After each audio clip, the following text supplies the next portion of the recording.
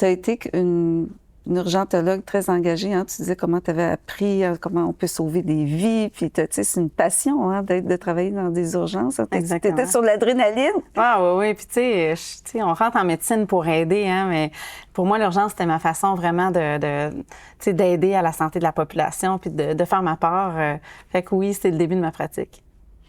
Puis là, quand tu as changé, tu as bifurqué, tu es retourné vers Québec, tu es d'origine de la ville de Québec, tu as commencé en GMF, hein, les groupes de médecine familiale, tu as voulu comprendre un petit peu plus comment intervenir mieux auprès des patients, parce que là, tu voyais que c'était plus l'urgence, hein, la clinique.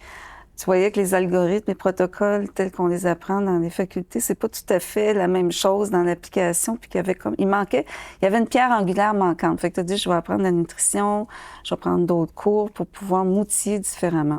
C'est arrivé avec la même fougue un peu que j'avais à l'urgence, là, vraiment d'appliquer. Puis autant à l'urgence, dans les maladies aiguës, on va appliquer des protocoles qu'en maladie chronique, on a toutes sortes de protocoles, hein? Gestion du diabète, gestion de l'hypertension, ostéoporose, au niveau des maladies chroniques. Puis pour moi, ça a été vraiment un choc dans mon parcours professionnel de me rendre compte que je voyais pas mes patients aller mieux.